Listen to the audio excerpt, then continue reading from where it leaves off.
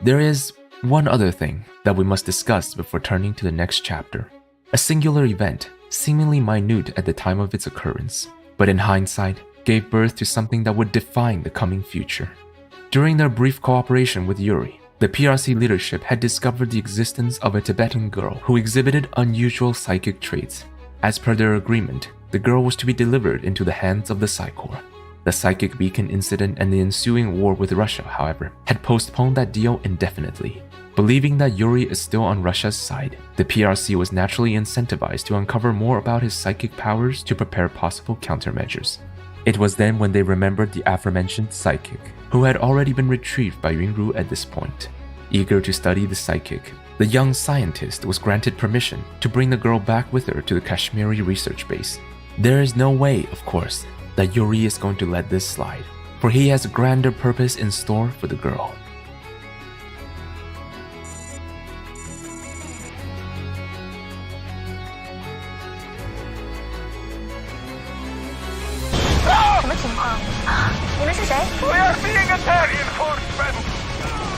While heading back to their home base in Kashmir, the convoy escorting Yunru and the psychic was suddenly ambushed by Yuri's forces. The trap was well prepared, and the execution near flawless. Yunru's guards perished in the blink of an eye, and the few survivors were summarily taken to an underground facility in the Bamiyan Valley in Afghanistan. Thanks to its close proximity to their home turf, however, General Wu Xiurong quickly caught wind of this incident and immediately dispatched his elite Feng squad to rescue Yunru. Following the traces left at the ambush site, the team soon pinpointed the location of the complex and launched a surprise raid, hoping to bring a swift end to the operation. It was only once they entered, however, did they truly begin to grasp the horrid nature of the underground facility. Soldiers and unknown equipment filled the passageways, and ghastly-looking creatures lay by their feet. Beyond them stood two reactors, seemingly drawing energy from the entities contained within. From its denizens to even the facility itself, the eerie ambience soon engulfed Feng Squad, and the enormity of the place only served to reinforce that feeling. Fortunately, the rescue team didn't have to look far before finding Yunru, who was found imprisoned alongside several high-ranking officers from various factions around the world. Their presence further confused the team as to whom the perpetrators could be, but there are no doubt people with great influence across the globe. Before the team could come to a conclusion, they noticed a group of enemy soldiers entering the facility from the same entrance they had used, meaning they've already surrounded the exit, cutting off the possibility of a quick retreat. This development ironically turned out in Yunru's favor, however, for she had deemed the facility important enough that it must be investigated to its fullest extent. She informed her rescuers that she'd been brought in from a different entrance, which has a big lab near it, meaning they could kill two birds with one stone. Without a second choice, the team was convinced to venture deeper into the complex to look for another way out. With just a few steps in, the team came upon more of these bioreactors, and they quickly realized the entire facility was being powered by such inhumane generators. And even that was just the tip of the iceberg for the unethical atrocities they were about to witness. Aside from the usual cohort of soldiers and unknown equipment, the team was also assaulted by these blowticks, quadrupedal biomechanical organisms that carried small blobs of toxins on their back. What's more horrifying are these tough-skinned brutes, seemingly mutated using the same type of gas released by the mines found within the facility. These physically enhanced soldiers burst forth from their biotanks, charging blindly into their enemies' gunfire without care. What they gained in raw strength, however, they seem to have paid for in intelligence, and their restriction to melee attacks put them at a disadvantage against the varied skill set of Feng Squad. Be that as it may, their unprecedented savagery nevertheless put a dent on the team's psyche. Still reeling from the encounter, the team quickly sought out provisions stored inside the facility, even finding many weapons of Allied and Soviet origins in the process. These supplies were stored in containers that bore a marking similar to Yuri's personal insignia, leading them to suspect that Psi Corps, and by extension, Russia, operated this facility. As they delved further in, they freed many Allied and Soviet prisoners, who reported that a number of civilians were being locked up here as well. Some were cloned, and subsequently transformed into the aforementioned brutes. Others were sent into the grinder, to be recycled as raw resources. The team was initially shocked that Russia had been conducting such horrifying experiments, but Yunru quickly refuted that idea, citing the Russians imprisoned here as contradictory evidence. The mystery is slowly starting to unfold, but they still need more information to see the full picture. Aside from bioengineered terrors, the team also came across these curious-looking aircrafts, their designs neither aerodynamic nor compatible with conventional jet engines. Desperately trying to learn more about the work being done here, Ringru quickly rushed to the data terminals they had encountered. Although most of the research had been deleted by enemy technicians, Ringru was still able to gain a glimpse into some of their projects. Designs for magnetic weaponry of various sizes, deadly toxin-based projectiles, genetic mutations, stealth generators augmented with psychic illusions, as well as various psi-enhancing drugs. Each of them a foray into some of the most uncharted scientific fields. Even Ringru could only gawk at the technological advancements on display here. The supplies they looted earlier suggest that some of these strange inventions are derivations of pre-existing Allied or Soviet designs. Others, however, appear to be entirely original works, such as this mechanical abomination, a giant brain mounted onto a tank chassis. A glance into the data terminal revealed to Ringru that the infernal machine is constructed using the neural tissues of deceased Psy-Corps troopers.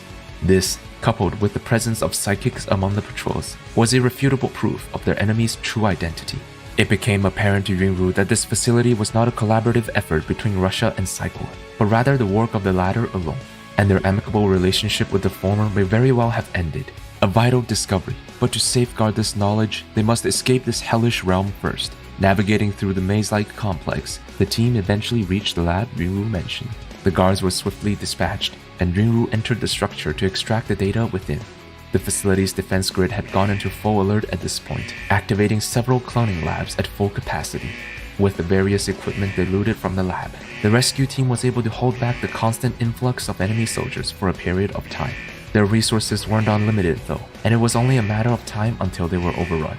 As much as Ringru wanted to continue looking for the psychic girl they were escorting, she knew her only chance of escape is now. After the data extraction completed, Ringru shut off the pathway into the lab and led the squad outside. Rather than safety, however, they suddenly found themselves in the middle of a battlefield between the Scorpion Cell and Soviet Russia. It wasn't by mere coincidence, of course. Afraid that his insidious research would be discovered too early, Yuri used the local Scorpion Cell forces as bait to lure the Russians, who have been combing through neutral territories around the world in order to find him, away from the complex and instead towards Ringru. He ordered his men to collapse the tunnel leading into the secret facility, hoping that Russia would eliminate all the witnesses. The plan would not succeed, as Ringru and her followers hastily crossed the dangerous war zone, linking up with a few reinforcements nearby and carved a bloody path through their enemies. Finally noticing the presence of Ringru, the Russians quickly called more forces in to try to take down their enemy's chief scientist.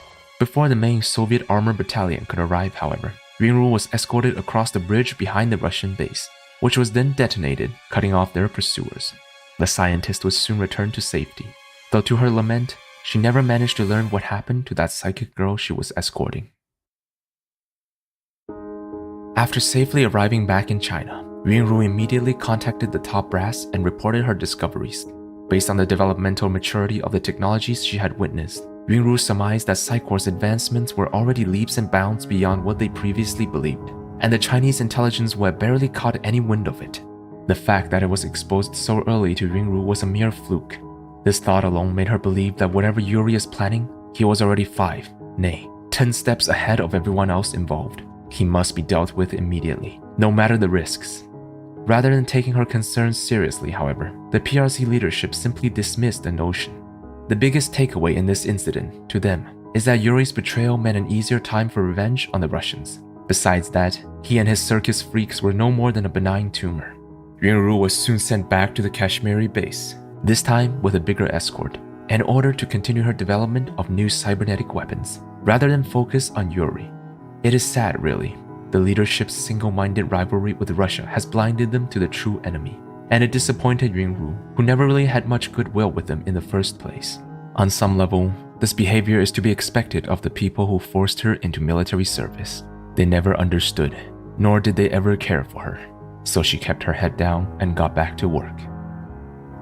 Not long after, Ringru was secretly contacted by Malver, who had some questions regarding the Scorpion Cell presence during the Bamiyan incident. After exchanging information, Malver realized that not only were the cell's soldiers sent in as bait by Yuri, they were also used as test subjects in Psy-Corps' unethical experiments without his or Rashidi's knowledge. Whatever the reasoning, the fact that Yuri had done this speaks volumes about his character and what he really considers the cell to be, a tool, not an ally.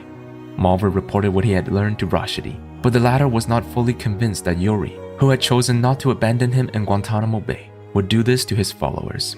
Even if he did believe otherwise, Rashidi was already neck-deep in Yuri's schemes at this point.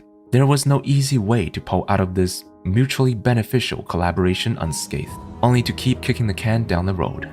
Still, his close friend's words had planted a seed of doubt inside the cell's leader, who since began growing wary of Yuri's true goals. If there's one advantage he has over the great leader, it's his network of affiliates in Asia.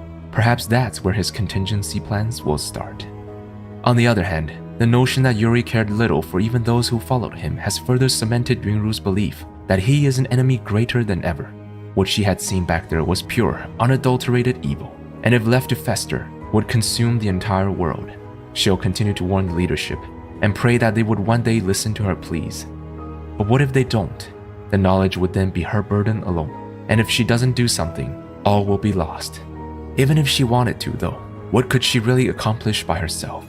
A genius scientist, sure, but Yunru's no respected commander. Aside from those at the Kashmiri home base, not many can be considered truly loyal to her. The Feng Squad? Sure. They've witnessed the same thing she did. Maybe they can be persuaded to follow her. The high-profile prisoners she rescued from Yuri's facilities? Some of them were Chinese, and as those who'd seen Yuri's tyranny firsthand, surely they would share her concerns.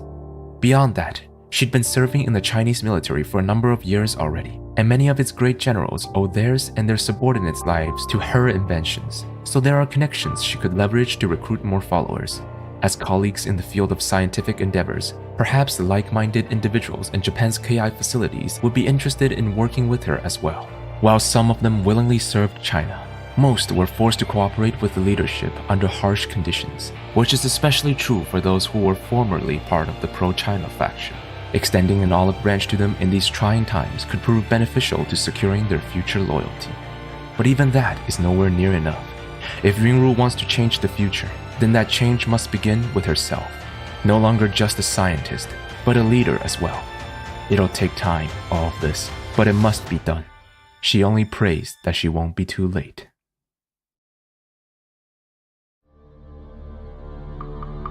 No more skulking around in shadows. No more futilely pulling strings. Soon, we will have the power to make our vision not only overt, but a reality. From henceforth, we shall be known as the Epsilon. Mankind's future shall be ours to command and conquer.